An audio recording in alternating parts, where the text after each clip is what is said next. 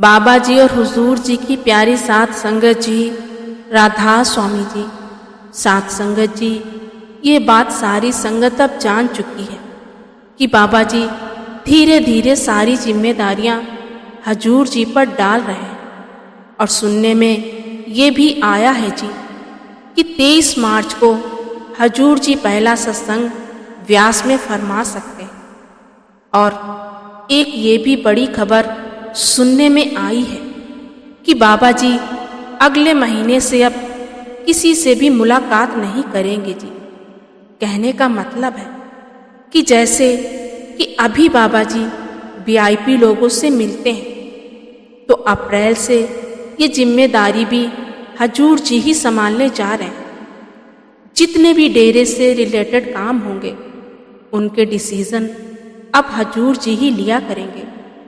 कुल मिलाकर अगर बात करें तो बाबा जी अपनी जिम्मेदारियों से रिटायरमेंट ले रहे हैं। बहुत सारी जिम्मेदारियां तो हजूर जी पहले ही संभाल रहे हैं। जैसे कि कई बार हमने देखा जब हजूर जी अकेले ही पैदल चलकर संगत को दर्शन दे देते हैं। क्योंकि पिछले हफ्ते भी हमने देखा था कि बाबा जी दिल्ली में नामदान देने वाले थे, लेकिन बाबा जी की आखिर में मौज कुछ और हो गई और बाबा जी ने दिल्ली में भी हजूर जी को ही नामदान देने के लिए भेज दिया।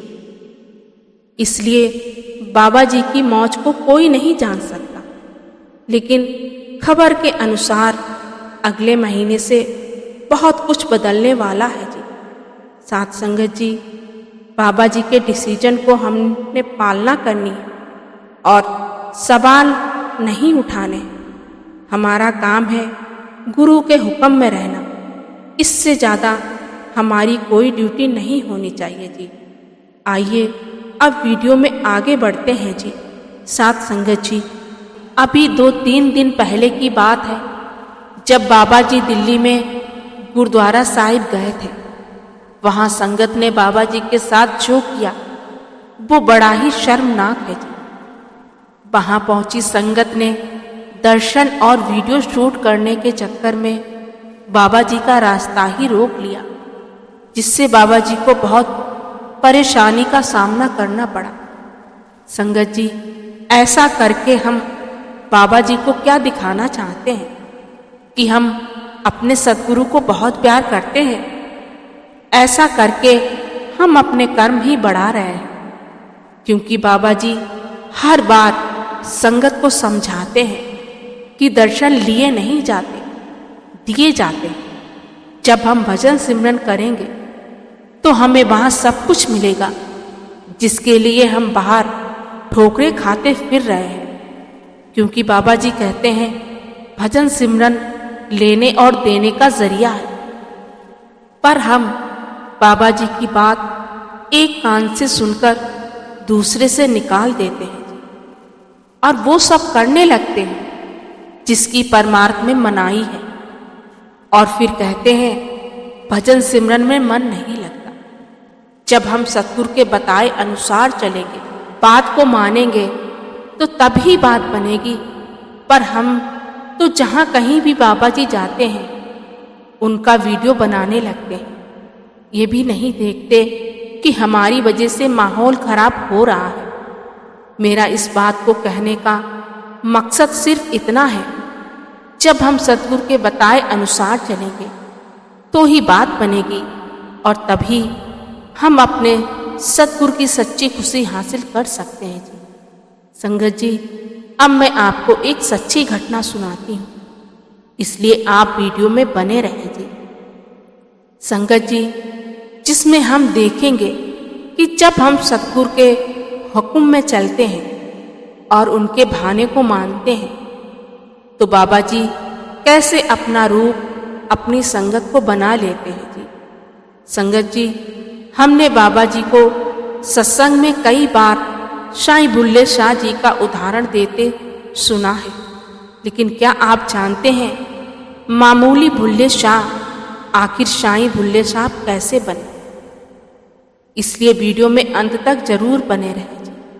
साथ संगत जी, जब आत्मा तड़प के साथ परमात्मा को पुकारती है तो उसे किसी धर्म, जाति या समाज की परवाह नहीं रहती। उसकी मंजिल बस इश्क यानी परमात्मा का प्यार पाना होता है। सत्य के परम स्रोत से एकाकार होने की तड़प, ऐसे ही एक दिव्य आत्मा थे बाबा बुल्ले शाह, एक सूफी संत जिन्होंने अपनी आत्मा को सत्य के महासागर में विलीन कर दिया। लेकिन क्या आप जानते हैं कि उनकी साधना सिर्फ नाम सुमिरन तक सीमित नहीं थी। उनके जीवन में एक रहस्यमय मोड़ आया जिसने उन्हें मानव चेतना की अंतिम सीमा तक पहुंचा दिया। ये साखी उसी रहस्यमय सफर की है। आइए सुनते हैं कि बाबा जी जिन बुल्ले शाह का सत्संग में उदाहरण देकर समझाते हैं, उनका उस मालिक के साथ कैसे मिलाप हुआ। साथ संगत जी, बुल्ले शाह एक उच्च कुल में जन्मे थे। बचपन से ही धर्म शास्त्रों, अरबी, फारसी और तर्कशास्त्र का गहरा ज्ञान था। लेकिन जितना वे पढ़ते जाते उतना ही भ्रमित होते जाते। ज्ञान है पर सुकून नहीं, मंत्र है पर अनुभव नहीं। क्या यही सच्चाई है? यही सवाल उनकी आत्मा को झकझोर देता। अंततः वे अपने समय के महान सूफी संत शाही इनायत शाह के पास पहुंचे। परंतु समस्या ये थी कि शाही इनायत शाह एक माली जाति से आते थे और बुल्ले शाह एक उच्च वर्गीय परिवार से थे। पर बुल्ले शाह ने गुरु को पहचान लिया और विनम्रता से कहा, मुझे ईश्वर का सच्चा मार्ग दिखाइए। शाही इनायत शाह मुस्कुराए और बोले, बुल्ले, ये कोई ग्रंथ का ज्ञान नहीं है, ये प्रेम की आग है। यदि जलने को तैयार हो तो आगे बढ़ो, मैं तुम्हें जलाने के लिए तैयार हूं। गुरु ने उन्हें नाम की दात सौंपी, परंतु ये कोई साधारण जप नहीं था। ये आत्मसमर्पण की साधना थी, जहां व्यक्ति स्वयं के अहंकार का ज्ञान और सामाजिक पहचान को जलाकर राख कर देता। समाज ने विरोध किया, उनके परिवार ने उन्हें त्याग दिया। लोग कहने लगे, एक उच्च कुल का ब्राह्मण एक निम्न जाति के व्यक्ति के चरणों में कैसे बैठ सकता है। लेकिन बुल्ले शाह हंसकर कहते, सबका मालिक एक है, उसकी जात कैसी। धीरे धीरे बुल्ले शाह के भीतर वे परिवर्तन होने लगा जिसे शब्दों में बयान करना कठिन है। वे नाचते, गाते और अनहद नाद में डूब जाते। वे कहते, भुलिया इशक दा रंग सफेद, जे रंगिया वो फना हो गया। भाव, प्रेम का रंग सफेद है, जो इसमें रंग गया वह मिट गया। साथ संगत जी, अभी बुल्ले शाह की समर्पण की परीक्षा यहीं खत्म नहीं हुई। जब बुल्ले शाह अहंकार से मुक्त हो चुके, तब उनके भीतर एक सूक्ष्म अभिमान रह गया था। जब उनके गुरु ने ये महसूस किया और उन्हें अंतिम परीक्षा में डाल दिया, शाह इनायत ने उन्हें शिष्य मानने से इनकार कर दिया। अब बुल्ले शाह को लगा कि सब कुछ खत्म हो गया है। उनकी आत्मा सतगुरु के प्यार में जल उठी। वे गांव-गांव घूमते, अपने गुरु को पुकारते और रोते। उनका मन व्याकुल सा हो गया। उन्होंने अपना रूप बदल लिया और एक नाचने वाली बनकर गली गली नाचने लगे। कहा जाता है कि जब वे गुरु की गली में पहुंचे तो उनकी आवाज सुनकर शाही इनायत रोक पड़े और दौड़ते हुए बाहर आए और बुल्ले शाह को गले से लगा लिया और प्यार में आकर कहने लगे, बुल्ले, अब तू पूरी तरह मिट चुका है। अब तू ही है जो मैं हूं। साथ संगत जी, यही वो क्षण था जब बुल्ले शाह फना फिल हक की अवस्था में पहुंच गए, जहां आत्मा पूरी तरह से परमात्मा में विलीन हो जाती है। बुल्ले शाह की कविता केवल सूफी काव्य नहीं, बल्कि एक गूढ़ आध्यात्मिक ग्रंथ है। उनकी वाणी में छिपे गहरे संकेतों को केवल वही समझ सकता है जो सतगुरु की कृपा से स्वयं को मिटाने को तैयार हो। उनका सबसे प्रसिद्ध वचन था। बुल्ले शाह कहते हैं, रांझा रांझा कर दी नी में आपे रांझा होई। भाव, परमात्मा का नाम जपते जपते खुद परमात्मा बन गया हूं। अब मुझे आत्मा मत कहो, मैं स्वयं परमात्मा हूं। साध संगत जी, ये साधारण प्रेम की कथा नहीं है, बल्कि आत्मा और परमात्मा के मिलन की परिकाष्ठा है। सद्गुरु अहंकार को मिटाकर आत्मा को परमात्मा से जोड़ते हैं। सच्चे प्रेम में जाति, धर्म और सामाजिक पहचान समाप्त हो जाती है। मालिक को पाने के लिए स्वयं को मिटाना पड़ता है। फना फिल हक की अंतिम लक्ष्य है। भजन सिमरन कोई समान क्रिया नहीं, बल्कि आत्मा की पूर्ण क्रांति है। बुल्ले शाह का अंतिम समय आया तो वे बोले, हद खत्म, बेहद शुरू। भुल्ला मिट गया, अब बस हक बाकी है। और वे इस भौतिक संसार को छोड़कर परम नूर में विलीन हो गए।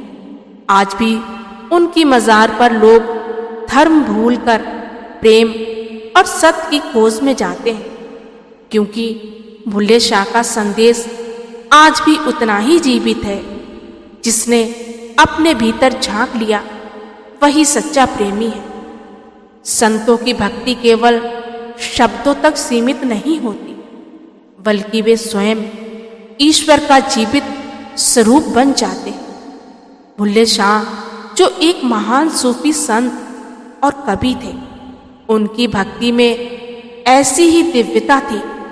उनके जीवन में कई चमत्कारिक घटनाएं घटी, लेकिन एक घटना ऐसी थी जिसने ये सिद्ध कर दिया कि सच्चा प्रेम और समर्पण परमात्मा को भी बाध्य कर सकता है।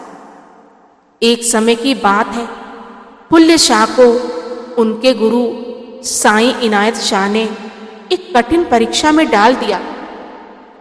गुरु ने उन्हें आदेश दिया कि वे एक सूखे पेड़ को हरा भरा कर दिखाएं।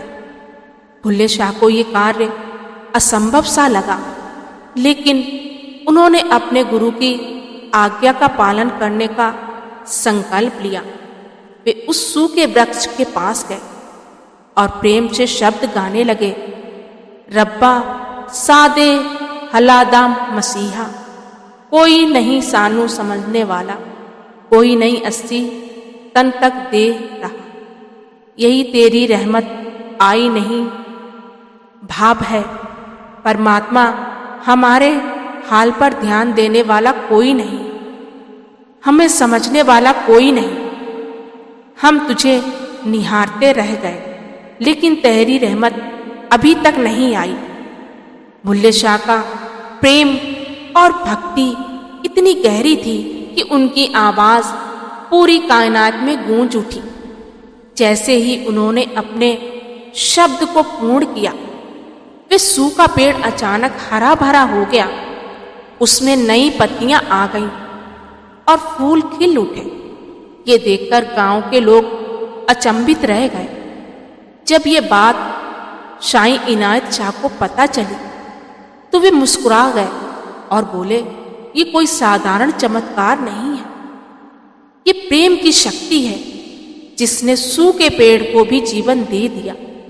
जिस हृदय में सच्चा प्रेम और समर्पण होता है, वहां परमात्मा स्वयं प्रकट हो जाता है। बुल्ले शाह को तब एहसास हुआ कि गुरु केवल ज्ञान नहीं देते, बल्कि वे प्रेम और भक्ति की शक्ति को भी जगाते हैं। सच्चे प्रेम और भक्ति में अपार शक्ति होती है।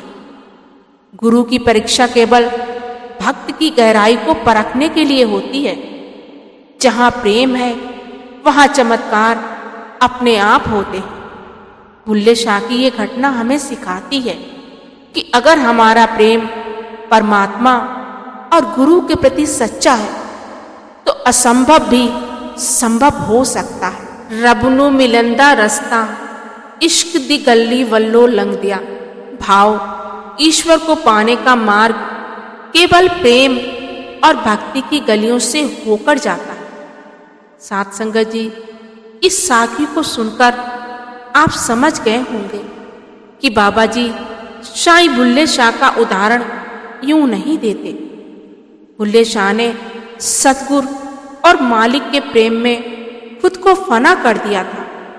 इसी के साथ आज के वीडियो को यहीं विराम देते हैं जी।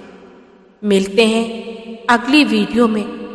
वीडियो अगर अच्छी लगी हो तो वीडियो को ज़्यादा से ज़्यादा शेयर जरूर करें जी। और जो इस चैनल पर पहली बार आए, आपसे हाथ जोड़कर विनती है, चैनल को सब्सक्राइब जरूर कर लीजिए। गुरु प्यारी साथ संगत जी, राधा स्वामी जी।